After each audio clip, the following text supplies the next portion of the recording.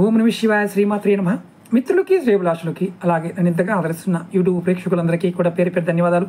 మిత్రులారా, మీ అందరికీ పరాదేవత ఎల్లవెల్లలా మీతో ఉండి మీ మనోవాంఛ నెరవేర్చాలని మనస్ఫూర్తిగా కోరుకుంటున్నాను. మీ అందరికీ ఉగాది శుభాకాంక్షలు. మనం రాశి ఫలాలు తెలుసుకుంటున్నాం, సంవత్సర ఫలాలు. ఇప్పుడు సింహరాశి వారికి సంబంధించిన 2025-26 సంవత్సరం విశ్వవసునామ సంవత్సర ఫలితాలని తెలుసుకుందాం.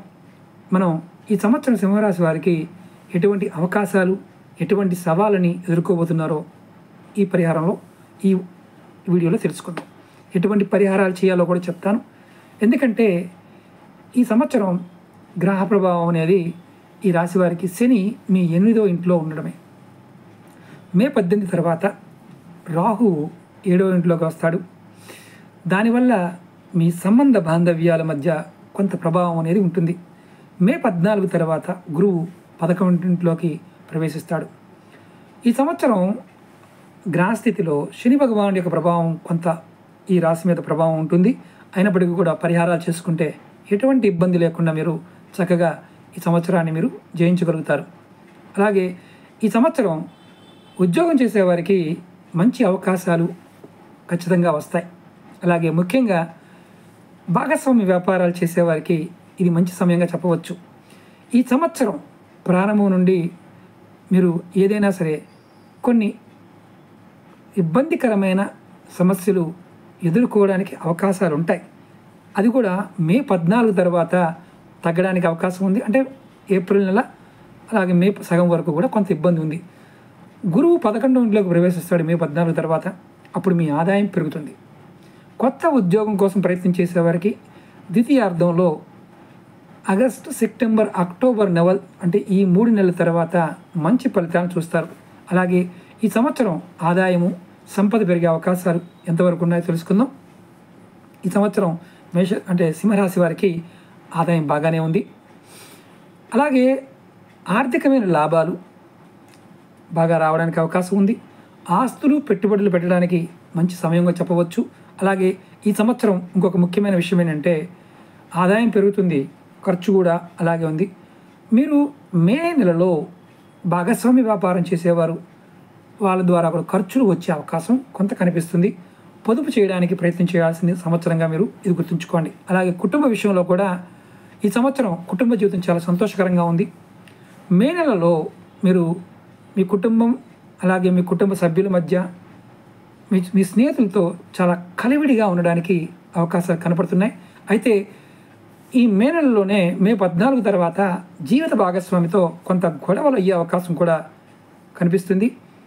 మీరు ఎందుకు వస్తాయి కారణం ఏంటంటే ఇతరుల మాటలు నమ్మడం వల్ల మీరు ఈ సమస్య ఎదుర్కొంటారు. కాబట్టి ఇతరుల మాటలు నమ్మవద్దు. అలాగే మీ కుటుంబ జీవితంలో ఇతరుల జోక్యాన్ని కూడా మీరు తగ్గించండి. అది మీకు ఒక వార్నింగ్ లాంటిది. అలాగే ఆరోగ్య విషయంలో ఆరోగ్యం పట్ల శ్రద్ధ వహించాలి. ముఖ్యంగా సంవత్సరం ప్రారంభంలో మీకు మానసిక ఒత్తిడిగా ఉంటుంది. దీనివల్ల మానసిక ఒత్తిడి వల్ల అనారోగ్య సమస్యలు ఎక్కువ అవకాశం కనిపిస్తుంది. మే నెల తర్వాత ఆరోగ్యం మెరుగుపడుతుంది. అలాగే మానసికంగా కూడా దృఢంగా మీరు మారుతారు. అలాగే వ్యాపారం చేసేవారు, స్వయం సమృద్ధిగా ఉన్నవారికి ఎలా ఉందో తెలుసుకుందాం. ఈ సంవత్సరం వ్యాపారం చేసేవారికి మంచి అవకాశాలతో పాటు సవాళ్ళు కూడా ఉన్నాయి, అది గుర్తుంచుకోవాలి. భాగస్వామి వ్యాపారాలు, అలాగే రియల్ ఎస్టేట్లో ఉన్నవారు, అలాగే ఫ్యాక్టరీలు నడిపేవారు, సినిమా రంగంలో ఉన్నవారు, అలాగే మీడియా రంగంలో ఉన్నవారికి కూడా కొంత ఆర్థికంగా జాగ్రత్తగా ఉండవలసిన సమయం. మే తర్వాత మీకు జీవితంలో భాగస్వామి వ్యాపారాలలో కూడా కొన్ని సమస్యలు వచ్చే అవకాశం కనిపిస్తుంది. అలాగే కళారంగంలో ఉన్నవారు, సినిమా రంగంలోనూ మీడియా రంగంలో ఉన్నవారు కూడా, స్వయం ఉపాధి ఉన్నవారు కూడా ఇది మిశ్రమంగానే ఉంది. కాబట్టి కొంత భగవద్ధ్యానం చేయండి. విద్యార్థులు, విద్యలో ఉన్నవారు ఈ సంవత్సరం అనుకూలంగా ఉందని చెప్పాలి. సింహరాశి వారికి పోటీ పరీక్షల్లో విజయం సాధిస్తారు. మే నెల తర్వాత మీ విద్యా ప్రయత్నాలు చాలా ముందుకు వెళ్తాయి, మద్దతు లభిస్తుంది. విదేశాల్లో చదువుకునే వారికి కూడా ఇది మంచి సమయంగా చెప్పవచ్చు. మే నుంచి మీకు ఏకాగ్రత కోల్పోయే అవకాశం ఉంది. కాబట్టి మీరు వీలైనంత వరకు విష్ణు సహస్రనామాన్ని పారాయణం చేయడం ట్రై చేయండి. అలాగే ఈ సంవత్సరం శని, రాహుకేతువులు మీకు ఇబ్బందికరంగా ఉన్నారు కాబట్టి ఎటువంటి పరిహారాలు చేయాలో చెప్తాను.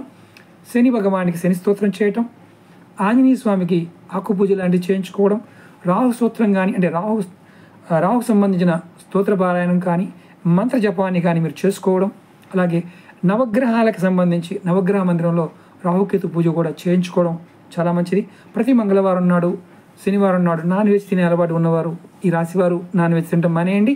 అలాగే రాహుకేతువులకు సంబంధించిన స్తోత్ర పారాయణం కూడా మీరు ఖచ్చితంగా చేయడం ప్రయత్నించేయండి.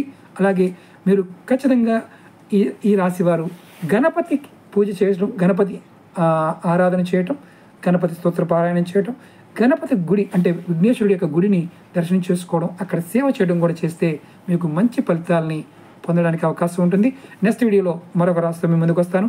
ఈ వీడియో నచ్చినట్లయితే లైక్ చేయండి, ఛానల్ని సబ్స్క్రైబ్ చేసుకోండి, 10 మంది మిత్రులకి ఈ వీడియోని షేర్ చేయండి. ఓం నమః శివాయ, శ్రీమాత్రే నమః.